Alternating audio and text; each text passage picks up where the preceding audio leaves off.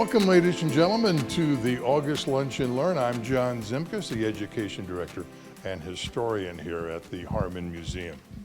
We have a lot of things coming up at the museum you might be interested in. This coming weekend, the August 22nd and 23rd, in this room, we're going to have a deaccession sale. These are items which we have multiples of. These are items we don't have the records as to where they came from. You don't need a dozen chamber pots or farm tools or fireplace equipment. No prices will be put on the items. You make an offer as to what you would wish to pay for that item. And that'll be this Friday and this Saturday, 10 to 4, the hours of the museum. Like I say, everything must go. There is no known connection to Warren County on the overwhelmingly vast majority of these things. They're often duplicates or things which really don't need in our collection here. So that'll be this Friday. On September 9th, on Tuesday, we're going to open up an exhibit on the Harlem Renaissance. The exhibit is coming from Detroit. Now, there's a special reason why the Harlem Renaissance is important to the Harmon Museum. Most people in the country don't know William Elmer Harmon, the man we're named after. But one group of people who do are historians of the Harlem Renaissance. In the 1920s, the Harmon Foundation, established by our founder, William Elmer Harmon, gave a cash award to African-American artists. And it was like $600, which is several $1,000s in today's money.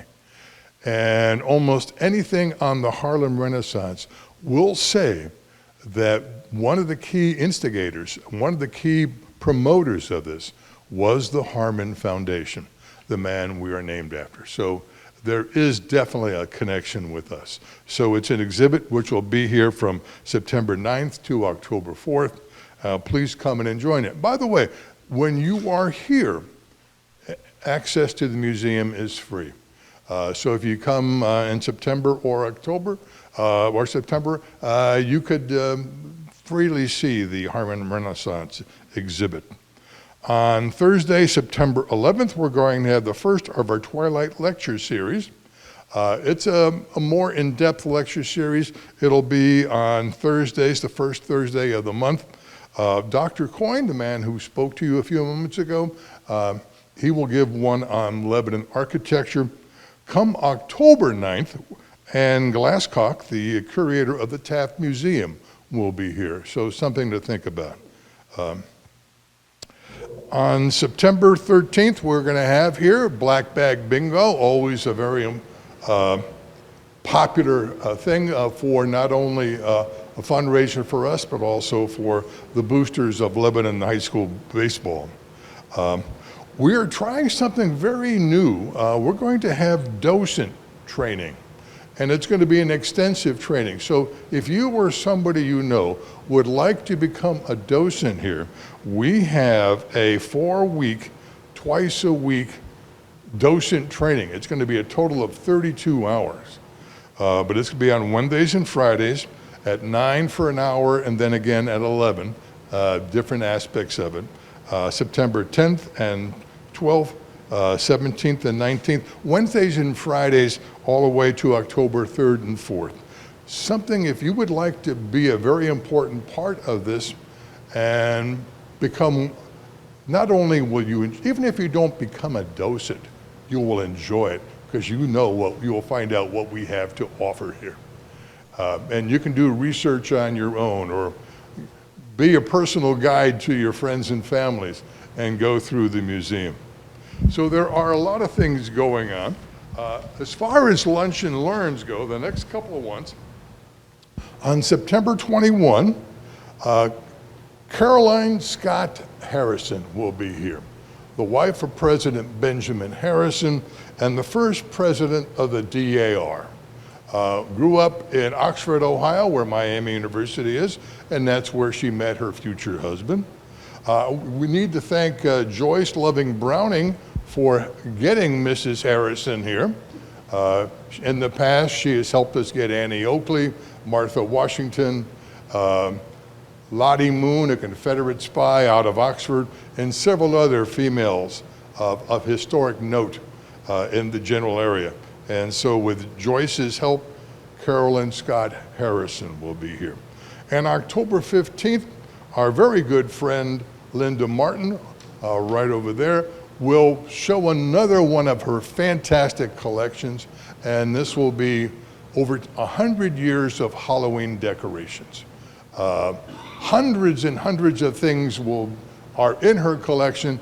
She'll bring a mere fraction of that here, and you'll be fascinated by it. She has fascinated us with her Valentine collection, her Christmas collection, and Easter collection, is it?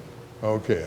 I don't know if there's an Arbor Day coming up or 4th of July, but we'll have to wait and see. So there's a lot of exciting things happening at the museum and here at the Harmon Museum, and happening for Lunch and Learn.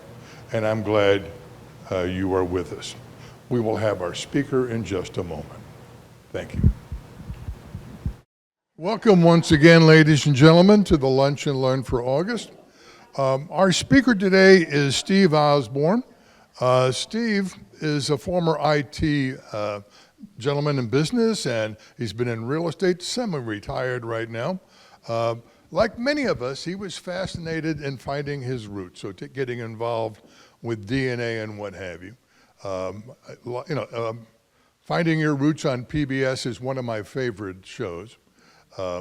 But when Steve did it, he found out that the garden he expected to explore was not the garden some of his roots came from. And it shocked him. And it made him mad at one time. But he's learned to accept it, and he's learned to go beyond that, and has sent him and his wife, Becky, who is a part-time genealogist, forensic genealogist? And they have explored, and they have written a book, and it's called DNA, Did Not Anticipate. It is my pleasure to introduce Steve Osborne, who's going to tell you the story about his roots. Thank you so much, John. Thank you, everybody, for having us here today. We really appreciate it. I want to make sure that I'm not standing in front of that. I am up here speaking today, but my lovely wife is here with me. Her name is Becky, and at some point I'm sure she's going to get up and talk too, because actually almost 100% of everything that you're going to see today is her fault. In as much as I will say that she's the one with the genealogical interest. She's the one who was doing my family tree. She was the one that got this boulder rolling, and until it picked up its own energy. But we're going to talk about genealogy, genetics, and ultimately the meaning of family. So genealogy is one of the nation's most, there we go. Genealogy is actually America's second most popular hobby. I swear to God I'll get the hang of this in just a second. You know what? I might prefer to swipe.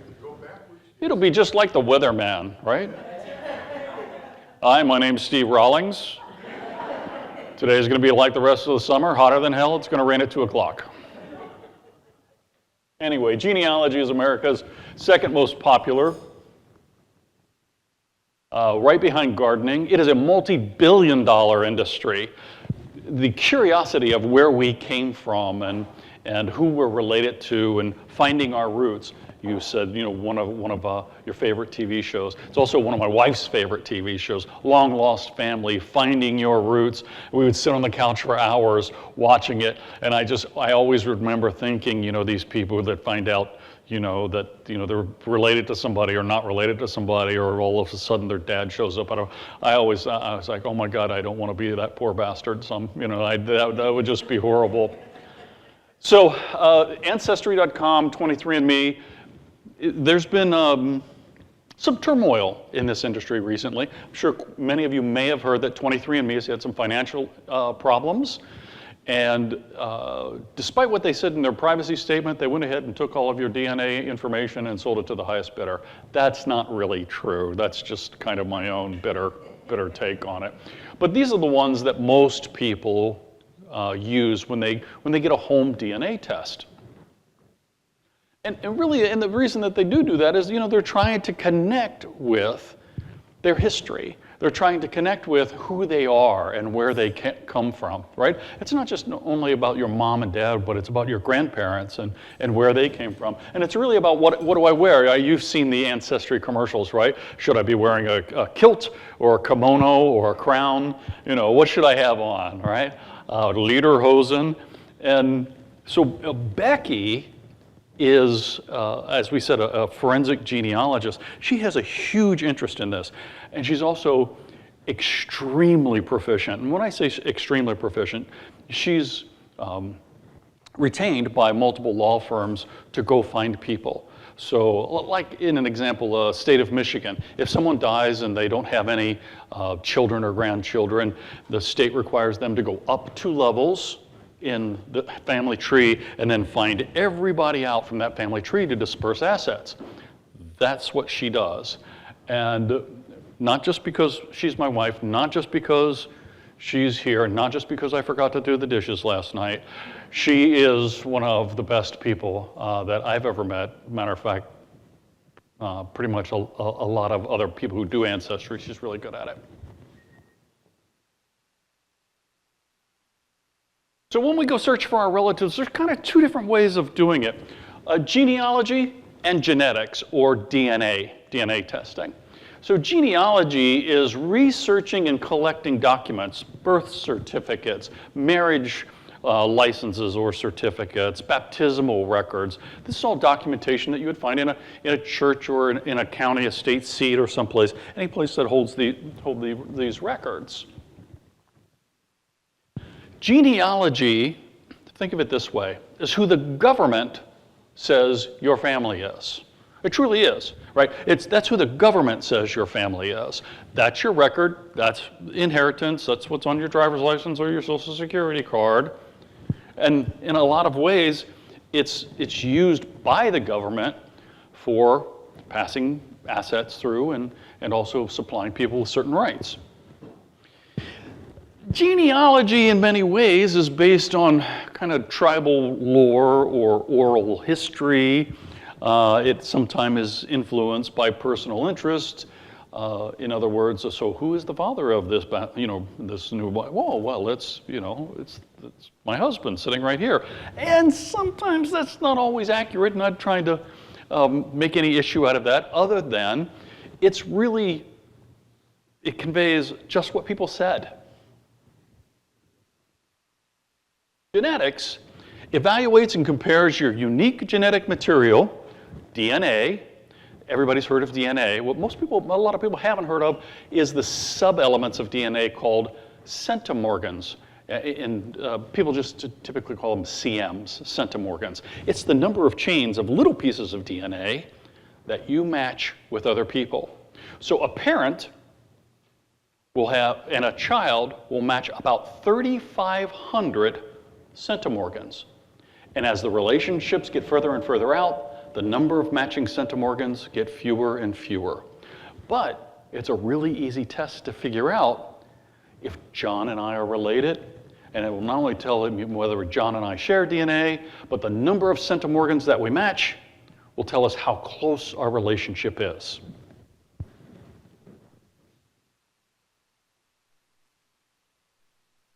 Genetics is not who the government, or is not who genetics is who science says your family is.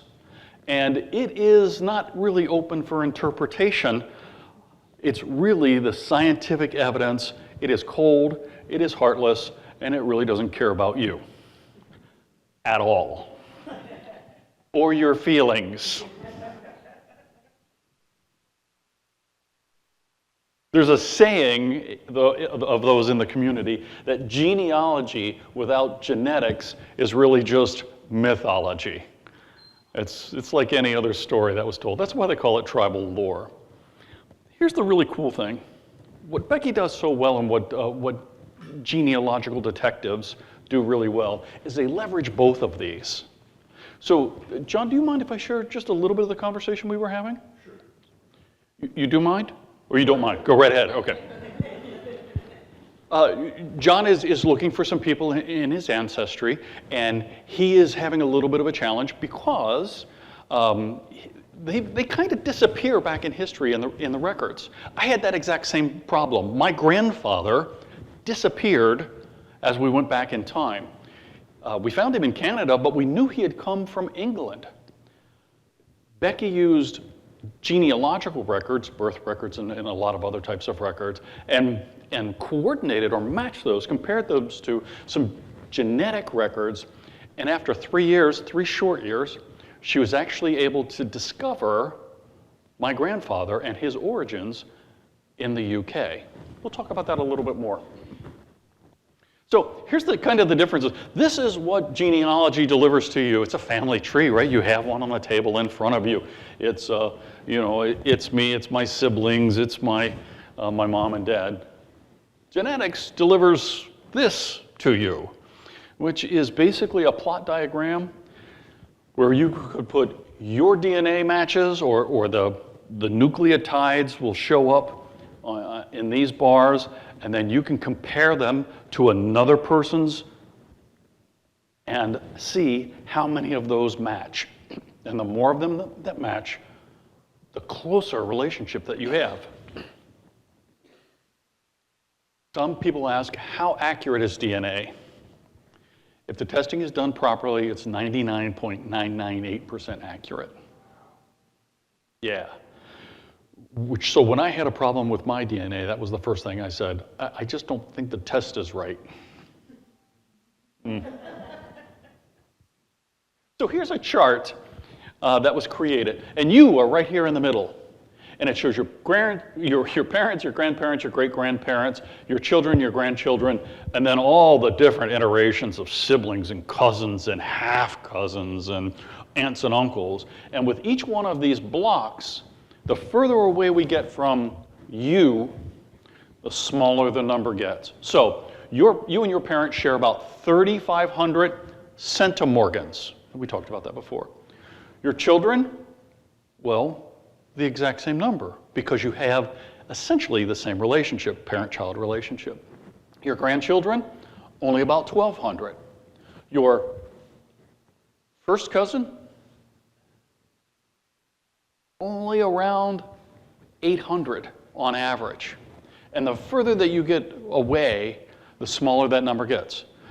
And you use that to help determine that, along with birth records, to determine where this person and you truly connect. Any questions? Oh, by the way, I meant to say this at the very beginning. I love questions, and I don't want this to be a monologue. I'd love to be a dialogue. If you have any questions or anything, flag me down at any time. It does not bother me at all. Okay? Anybody have any questions so far? Okay, great. So when genealogical documents and genetics don't agree, this is the situation that I found myself in. The unintended consequences of home DNA test kits, because they have become really, really popular. We call them DNA surprised people. So these are people that when they get their DNA test back, something is glaringly wrong on it based upon what their expectations are.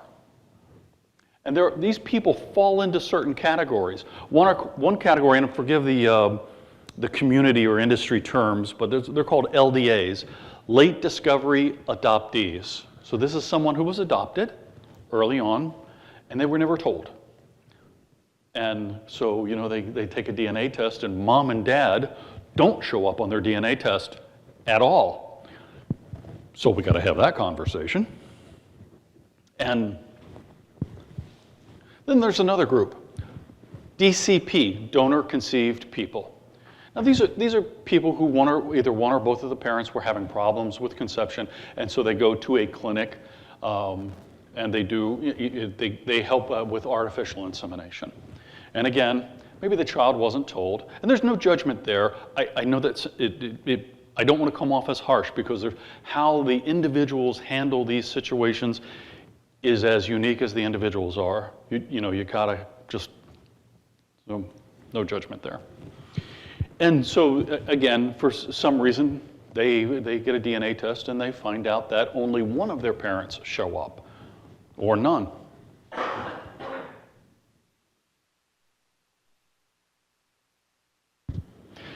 And then there's me, and a lot of other people, called a non-parental event.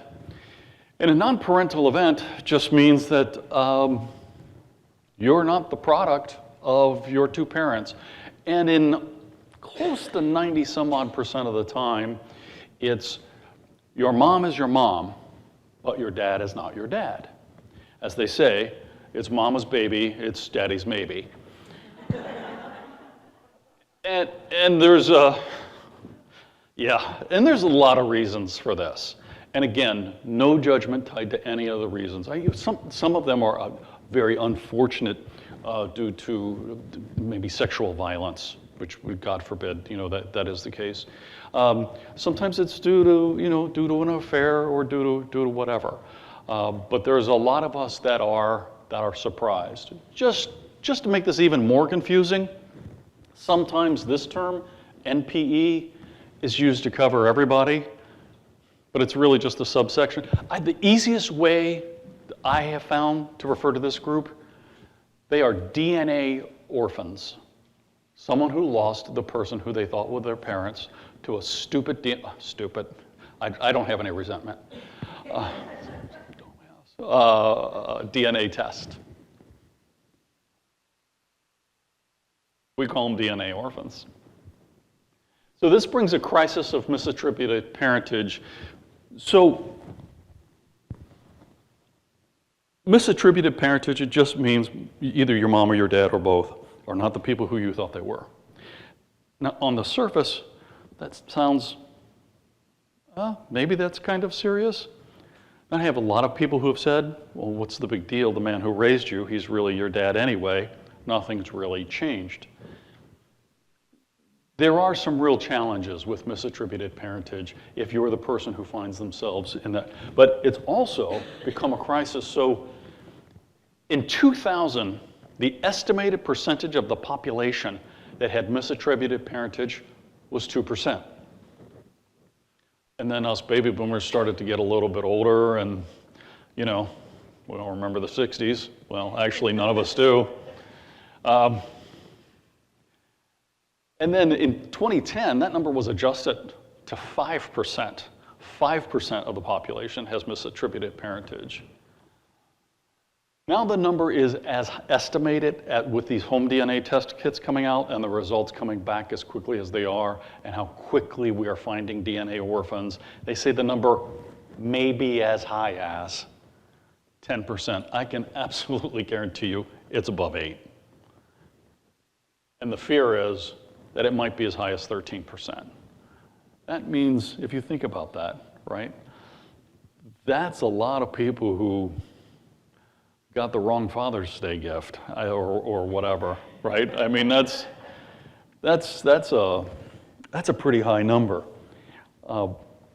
And a lot of that was because back in the 50s and 60s, when there was donor-conceived people, they were promised complete anonymity because we didn't have home DNA test kits. So get you in just a second. So they sperm donors or whatever have 50 or 60 or 100 children because they thought they were doing a good thing, and I do believe that they were. They just never knew that this would come out. Actually, to quote my mother, and this is an exact quote, as we were having the conversation about my situation was, well, we did things in the 50s and 60s we never thought we'd need to justify today. And I guess it's as valid of a viewpoint as any, right? Yes, ma'am. Are these just for So this was for North America. Yeah. Just North America. So I don't know that that number will hit 13%. I am, just because I'm in the community and I'm watching it pretty closely, 10's not a problem at all. You'll, in the next 5, 6, 7 years, yeah, that number will be, people say it's 10% of the population. So, a little surprising. And again, you know, we did things back in the 50s and 60s, we never, there's, again, no judgment on the actions there. It's just the way that it was. Yes, ma'am.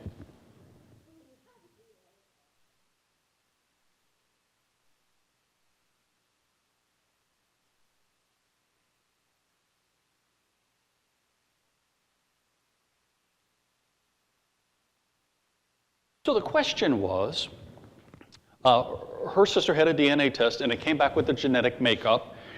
X% of this, X% English, German, Welsh, whatever it happened to be, but did it actually state your parents by name? Well, the only way it could do that is if her parents had taken a DNA test, and in that DNA test, right, you saw that very high centimorgan relationship around 3,500. You'd go, oh, that's my dad. And of course, or mom. And you should recognize their name because that you do put your name in, or at least some way to identify you. So, you know, mine would be Jack Osborne. You go, oh yeah, Jack Osborne, that would be my dad, that would make sense. It's when that person doesn't show up is when you start scratching your head, and when other names show up that are showing up very close relationships, cousins, half-siblings, you don't recognize those last names. That's when the ruh-roh shaggy, you know, you're like, oh my goodness. So what's causing this? I mean, other than the obvious. The invent and availability of home DNA test kits, and I've seen this, makes a great Christmas gift. Let's be clear, no it does not. Here is the only way it makes a great DNA test. As my wife said to our 2 daughters, I can guarantee you 100% that man is your father. Then it makes a great DNA test. I'm sorry, makes a great Christmas gift. Because I can tell you of at least a dozen people that I have spoken to directly who said, we got DNA test kits for Christmas. And ... The story goes off the rails. 2 things to remember. Number 1, never ask a question that you're not absolutely sure you want to know the answer. And as an attorney said to me, never ask a question that you don't know the answer to already. And it's all fun and games until somebody loses a dad. So here's a story of a lovely lady. Thought you guys would chime in there. So this young man right here is me about 59 years ago-ish, give or take. This is Jack Osborne, my dad. That's Barb Kondo, my mom. And my 3 sisters, Kathy, Carrie, and my little sister, Laura. Now, you would say Laura looks a lot like Jack. And he's not an overly attractive man, and you'd say, oh my God, that poor girl, she looks just like not an overly attractive man. Don't worry, she grows up looking like Cameron Diaz. She could be her twin. And no joke, she looks like Cameron Diaz's twin. That right there should have been my first clue. She's very attractive, both as a person and also physically. I'm neither of those. So, Barb, Jack, Steve, my 3 sisters, about 1966. Mom told us she always told us, you have a strong Native American heritage, Blackfoot and Cherokee, And these girls grow up dark complected, dark skinned. Matter of fact, my oldest sister, we have a picture of her, she looks just like Cher. And we all know that Cher's Indian, right? No, actually she's not, she's Armenian, but that's what she said for the longest time. However, I, from a very early age, felt different.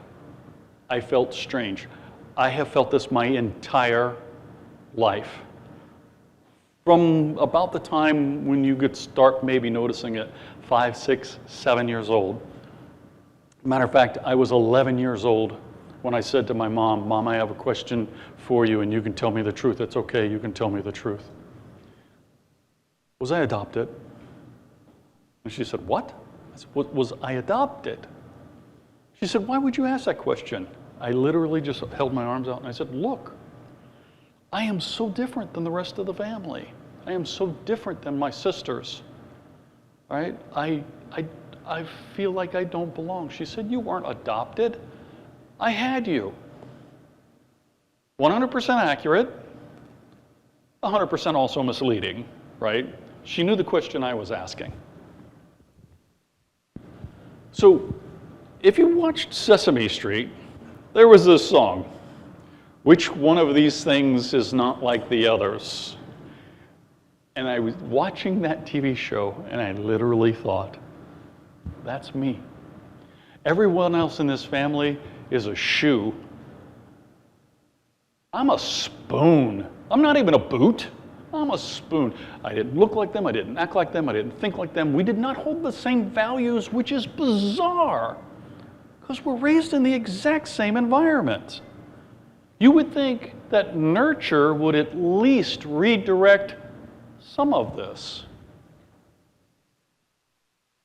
What I was experiencing is something called the lack of genetic mirroring. In other words, I was not able to look at my family group and see myself in any one of them. And it creates a condition called, the formal scientific word is monocopsis. Monocopsis. Something is wrong, I just can't put my finger on it. Because at 11 years old, I didn't think, I didn't know. This is my family tree of just my parents and my siblings. You're like, what? I only saw 3 of them before. Let me take you through it real quickly. This is my mom. This is my dad. So Barb and Jack, you saw them in the pictures. This is me and my Cameron Diaz sister. But before any of that happened, Barb was first married to a guy named Ed. By the way, I'm going to name my siblings, and at the end, if anybody can name my siblings, I've got a bottle of bourbon in the car for you. Named Ed. Ed had 2 children, Kathy and Terry, and well, some things aren't meant to last, and that included Barb's marriage to Ed. She divorced Ed, married my dad, Jack, and had Laura and I, and then, well, divorced Jack and married my stepdad, Jerry, who, by the way, is a fantastic guy. I love him, still talk to him today. He had Tanya and Renee, two siblings from a previous marriage. Between the 2 of them, they had my half-brother, Adam. When my dad remarried, he remarried a woman. Her name's Mary Ann, I love her, and she has 8 children: Arlene, Darlene, Charlene, Francine, Johnny, Danny, Gary, and Jerry, all of who are my stepbrothers and sisters, but they're also my second cousins. They had the last name of Osborne when my dad married their mom. It's okay, we're from Kentucky. Nobody blinks. So here's my DNA story. Becky was building my family tree, searching for my Native American heritage. Yes, ma'am. Did you know Kathy and Terry? the first 2 children? Oh, yeah, we were raised as siblings. Matter of fact, I was probably 7 or 8 years old before I finally was like, wait a minute. Your dad is not the same dad as Laura and I. Little did I know what I was saying. But yeah, we were raised, and matter of fact, the oldest one there, Kathy, my oldest sister, see her every week. She lives in Loveland with us. She's a doll. So Becky's building my family tree. Why? Because she's a genealogist and she likes this stuff. So she came to me, hey, I'd like to build your family tree. And I'm like, yeah, sure, whatever. I was a little more enthusiastic than that. She comes to me and says, I have almost 800 people in your family tree going back. I mean, the thing just fans out because you can leverage other people's family trees when you connect them. There is no Hiawatha in your family tree to be found. Ain't finding them. You know what? I think it might be a record-keeping issue. Don't know. So she says to me, why don't you take a DNA test? My response was, sure. What could possibly go wrong? My DNA test results came back. I'm 60% English, 15% Irish, 12% German, 6% Norwegian, 6% Welsh. That was a real surprise. Me and Vladimir Putin.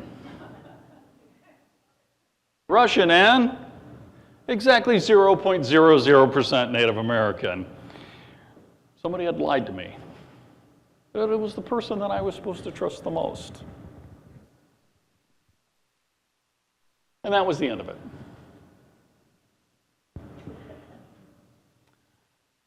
Except for the fact that I found a first cousin, his name is John Watson, in Prince Edward Island, Canada. Now, first cousin, that is an incredibly close relationship because as you've already thought, that means our parents are siblings. That's not possible because I know my parents. And every one of my cousins are within 50 miles of Cincinnati, Ohio. We're all born and raised here. A lot of them in Kentucky. It's all right. We called John. I said, John, how are we connected? He couldn't figure it out. So I asked my full sister, Laura, my full sister, the Cameron Diaz sister, take a DNA test. Unfortunately, she comes back and says, Steve, I'm not related to John Watson at all. He's nowhere on my DNA test results. I don't match him up. I don't see any centimorgans because I don't even see his name. And she said, and it says here, I have a half-brother, J.O. Who is that? I said, Laura, J.O., Jack Stephen Osborne. I'm your half-brother. She said, no, you can't be. Mom is our mom, Dad is our dad. And I said, no, love. What you just told me is Mom is our mom, and Dad is your dad. I got this news sitting on the tarmac on an airplane, surrounded by hundreds of people, right? Flying into Atlanta, Hartsfield Airport. I get some of the most private information you ever want to receive in the most crowded airport. What would be when we land, the most crowded airport in the world. It was devastating. I don't know what kind of relationship you have with your father or your mother, but if you can think of your sibling, if you can think of your parent who you have a great relationship with, my dad was God to me, right? And that, in an instant, in a phone call, I lost that connection to an auto-generated email report and DNA test that doesn't care about me.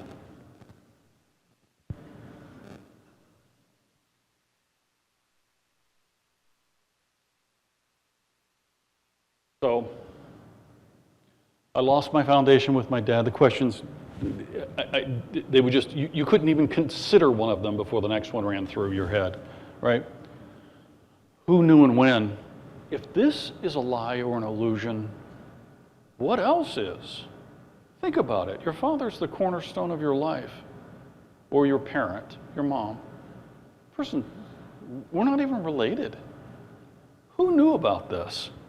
How do I tell my kids? It's not exaggerating it to say it disassembled me. It took me into pieces. It deconstructed me as a person. Here was remember my family tree? I lost all my step-siblings, second cousins. I lost my dad, Jack. He's now my birth certificate father. I have a half-sibling.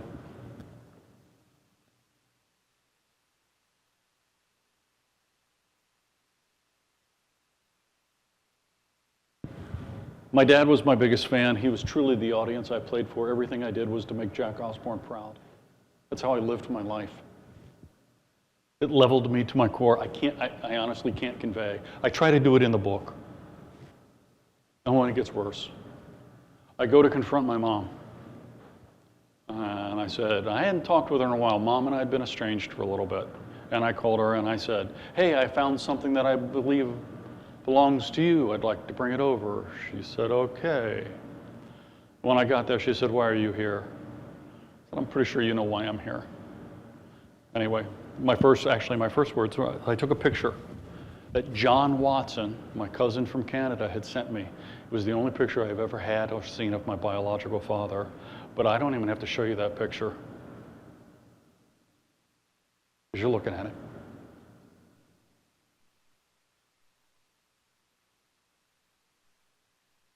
I put the picture down on the table. I slid it across the table. I said, anything you want to tell me? She picked up the picture, looked at me, looked at the picture, looked at me, looked at the picture, threw it down and said, I have no idea who that is. Who's that supposed to be, your father? Kind of a strange question, Mom. We haven't talked in a decade. I show you a picture of some stranger and you think that's supposed to be my dad? I think you know that it is. That conversation was horrendously bad. And I am here to take credit, blame for that. I made it that way. I was full of anger. I was full of resentment. I was hurting so bad. I'd already figured out what had happened. I knew. I didn't really have any questions going over there.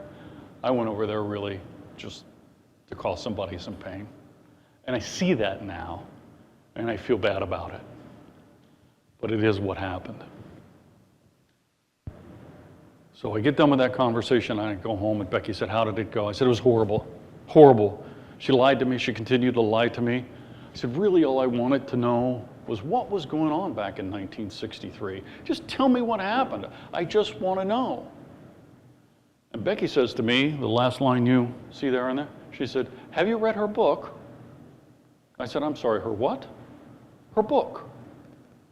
I said, my mom didn't write a book. She said, yeah, your mom wrote a book. Not only did she write a book, it detailed the time period, specifically around my conception. Yes, I know. I wish you all could see your faces right now. I'm pretty sure you could, because that's basically what my face looked like. So anyway, I said, Beck, can you find my biological father? She said, yes. Here's your biological father.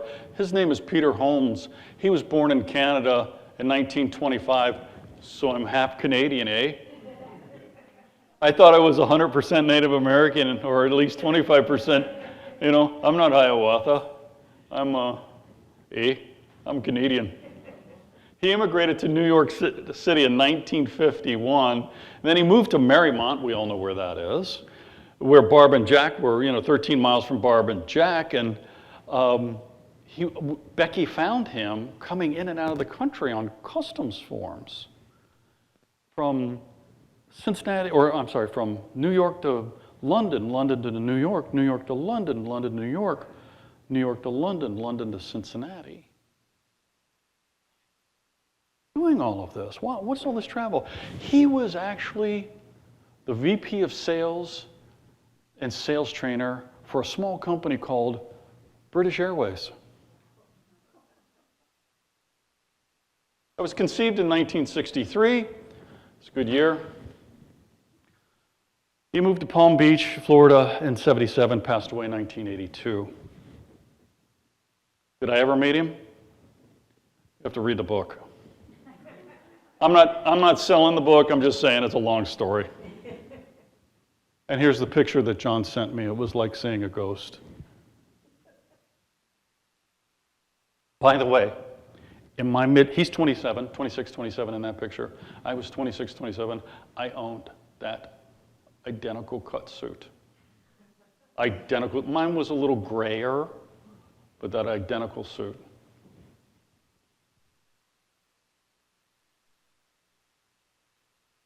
Now, I called John up and I was like, hey, John, you could have sent me this like 3 months ago and saved me $74 on a DNA test, right? Because that's all I needed was to see that. That was the picture that I showed my mom. Anyway. 2 degrees of separation. People say before, I put up a chart. I said about how many people are affected by a DNA test by DNA orphan. Anyone? Does anybody remember the number?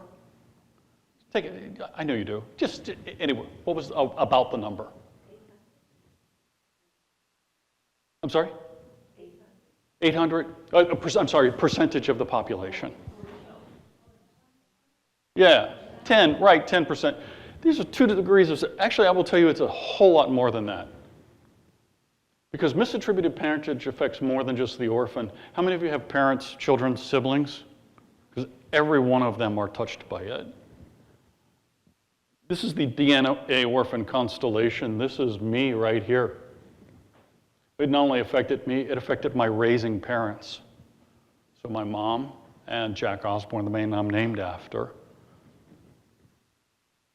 It affects my birth parents, right? In this case, Peter Holmes, the man who maybe I did, maybe I didn't meet. My siblings, my nieces and nephews, my own kids, and my grandchildren, should they ever show up.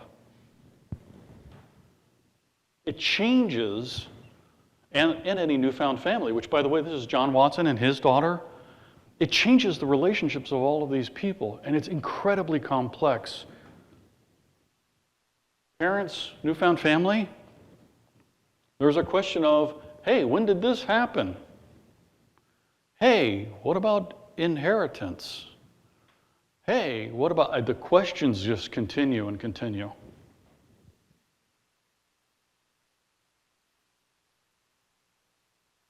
Yes, sir. Yes. Your father was. I strongly believe so. Well, no, I know so. Did Jack Osborne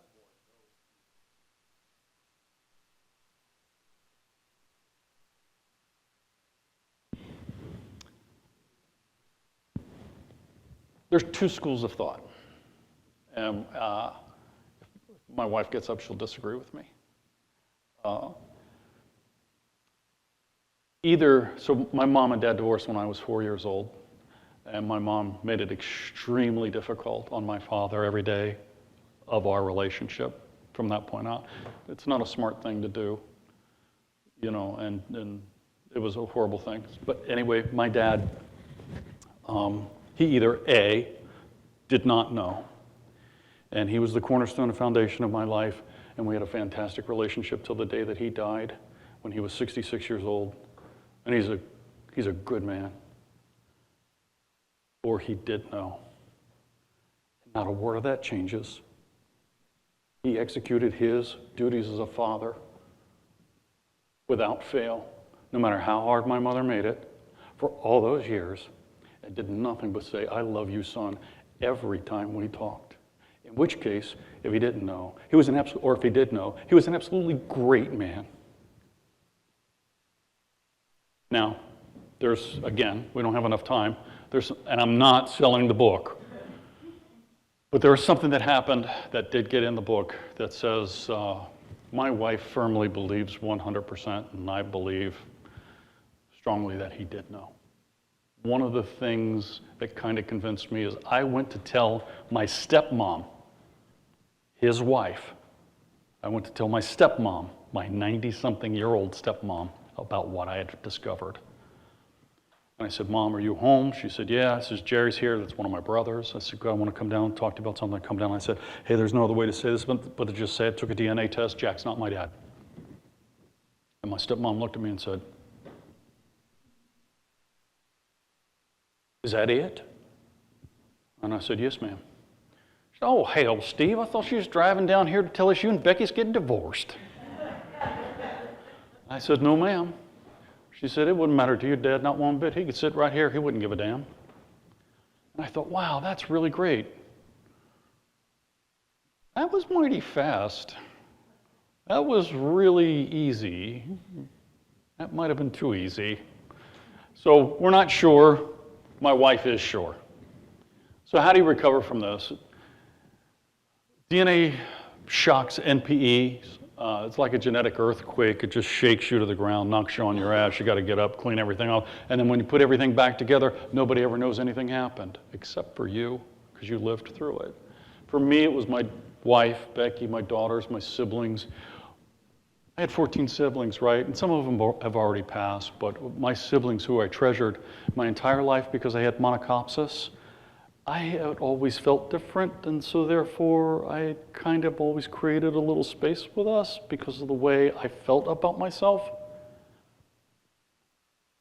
Now I found out I'm an only child. And so now, right, you have to negotiate those relationships, every one of them. And to a person, every one of them said, don't get any ideas of going anywhere. I had some of my siblings I had one of them literally take the DNA test, just throw it towards the trash can. So is this piece of paper supposed to tell me we're not brothers? I said, that's what it says. There's no piece of paper you can bring in here that tells me we're not brothers. That's done. Moving on. So I was extremely fortunate in both my old family and my new family embracing me. Not only embracing me, cocooning me to make sure that I was okay. We traveled to see, there's some conferences for people that have DNA surprises, and my wife suggested that I journal. You need to journal because it's a thing that'll help you get it out of your mind. So I was journaling, I was typing. And after a while, she read it, and she said, you know what? Maybe you want to publish this. Here's the number one thing that came out of it, was my new definition of family. The birth certificate, as you know, is who the government says your family is. The DNA is who science says your family is. But what I found out, they're both wrong.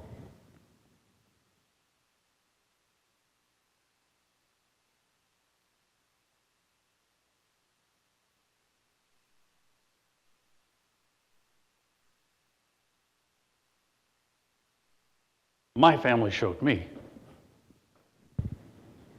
it's really your heart. DNA be damned. They didn't care, right?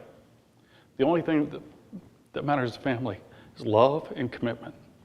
Love and commitment. That defines family. Everything else is bogus, right? If you love somebody and you're committed to them, that's your family. Doesn't matter. If you share DNA, that's great. If you have the same last name, wonderful, wonderful. But I've got family that I share none of that with. None of it. And we are tight.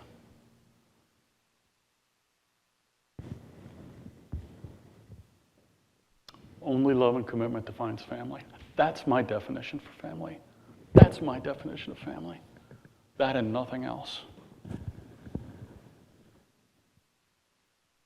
Second thing I learned, the day that I got that news, I was sitting on the couch next to my wonderful wife, and I literally thought silently to myself, this is probably one of the worst things that will ever happen to me. I lost my connection with my father, which, by the way, was an illusion. I did not lose Dad. I simply misplaced him behind a stack of DNA tests and auto-generated emails. What time showed me was I didn't lose my dad. He loved me more than ever. And I think I did find out that he did know. I worshiped the man.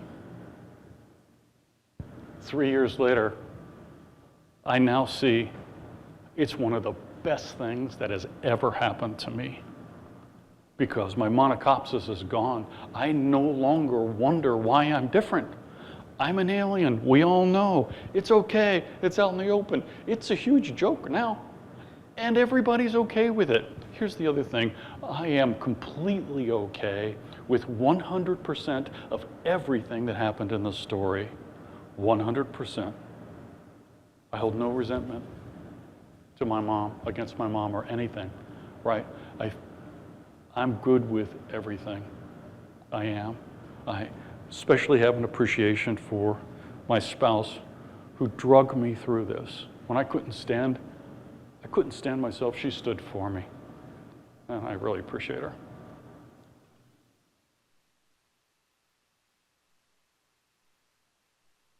all the toxic emotions that I had, I let go. We published them into a book. We brought some if you want. If not, you can go to Amazon. I've got a card with a little QR code on it. You can buy it from Amazon, whatever you'd like to do. Or you don't have to, just if you have interest. But it is called DNA Did Not Anticipate.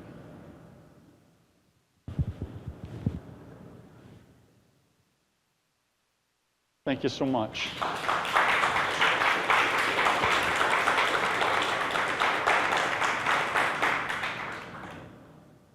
Do any of you have any questions now for Steve? Which most of these, by the way, will end up going to Becky, because she actually did all the work. Go ahead. Well, but your story made me wonder about this. With all the closed adoptions, where sometimes the person who's been adopted can't even get information, when you're looking for people, what kind of a barrier is that, and how do you get around? Believe it or not, I worked on a case where I was trying to help a young man find his his biological mother, because he was adopted. He did find her. He was then trying to find his father. Through Facebook is how he ultimately, together, we were able to find his biological father, who unfortunately was deceased. But just through the names on Facebook and the DNA matches on his report, he could put it together. And that's the way most of these searches are resolved. You take a little snippet from Facebook, a little snippet from Ancestry, a little bit from DNA. You put all these pieces together, and you see the beautiful mosaic that solves the mystery. Jeannie? Yes. Well, my question is, I have an ancestor, my grandmother, who was adopted. How do you not have her original?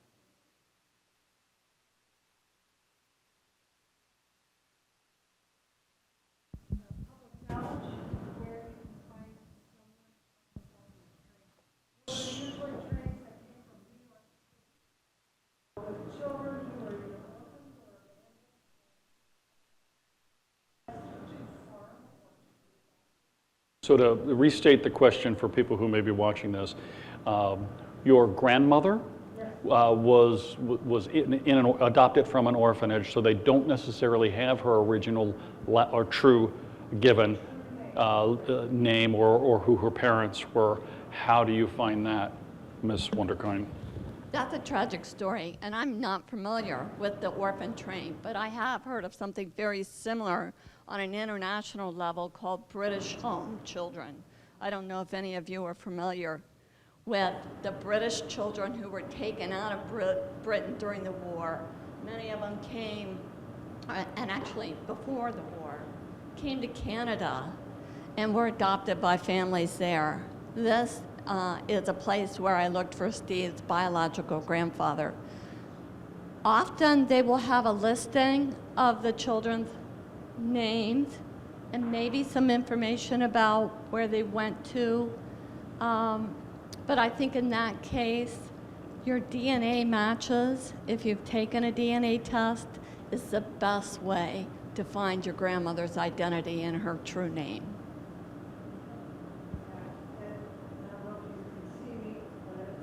English, Norwegian, German, Swedish, and a little bit of Jewish. Wow. Those drivers' license. That would be a fascinating mystery. And for anybody, I'd love to help you solve mysteries, so let me know. Other questions?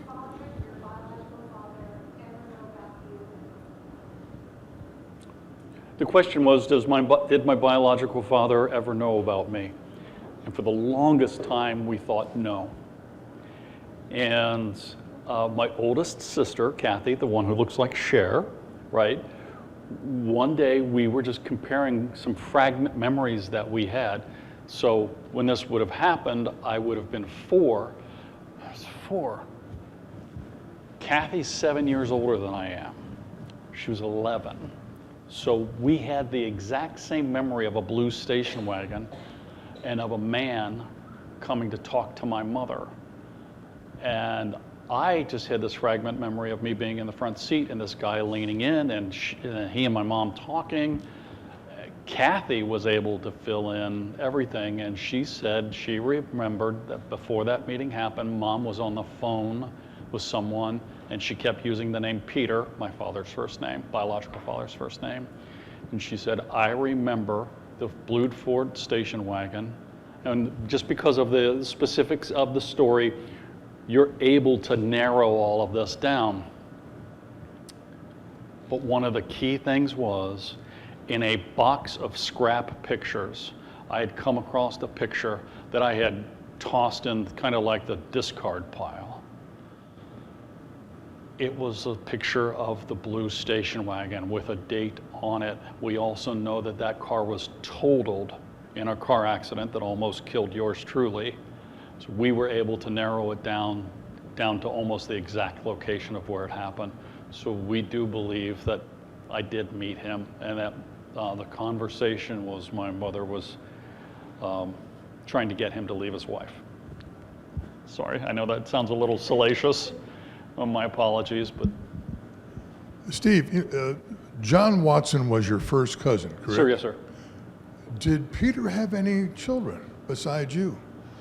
Peter had 2 adopted children, but I am, to date, that we know of, his only child. Now, I'm just waiting for the email to pop up in my email box, or get a text on my phone saying, hey, my name is whatever, and I think we might be related. So I'm still holding up hope that I have a half-sibling somewhere. Do you have any relationship now with the Watsons in Canada? Absolutely. So John, the Watsons, and especially John, he's a good Christian soul, such a great guy. We love him so much. He was so helpful. We couldn't have done any of this without him. We text weekly, if not, on average, if you count the number of texts, practically daily.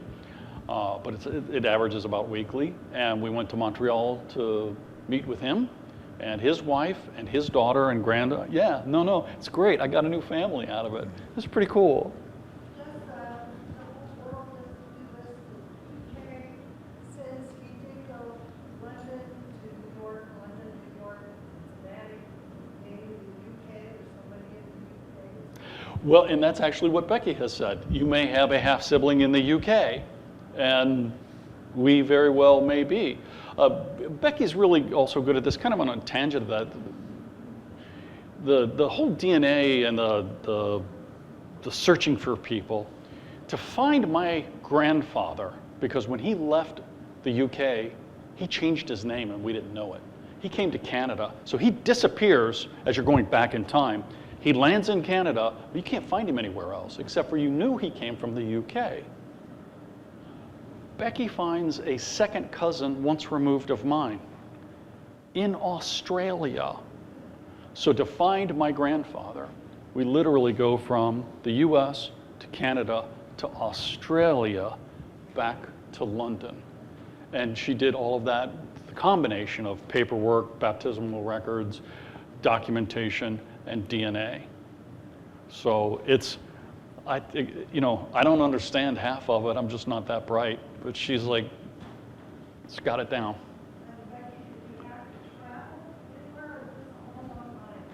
I did not. It's so wonderful what you can do from your kitchen counter. But I do have to tell you this story. So the question was, did you have to travel? We chose to travel. We went to Montreal to meet John. But we also went to Montreal because we realized that that's where the best records of my grandfather's information would be. So we go to the National Archives in Montreal, right? And we meet with one of their experts. And Becky says, here's the person we're looking for, here's some information that we had, da-da-da-da-da. He came over, all of this, and the person says, give us a few hours, we'll see what we can find. So we go to lunch, we come back, and the lady goes, I found all this information. Here's your grandfather, came from here, this, that, and here's a complete family tree of everyone. And Becky looks at it and says, "Where did you find this?" And then the lady says, "On Ancestry.com." She goes, "Yeah, I thought it looked familiar." She had created it. So the experts in Montreal handed her her own work back, proudly, by the way, being so proud of all the information. We spent, I don't know, $7,000 to go up there to get what we had at our kitchen table. I don't know if we spent that much, but. Steve, Becky, thank you so very much. Such a delight. Folks, if you have more questions or interested in Steve's book, he'll be at that table right there, and you can ask your questions and buy a book. We'll see you next time. Thanks, guys. Thank you so much.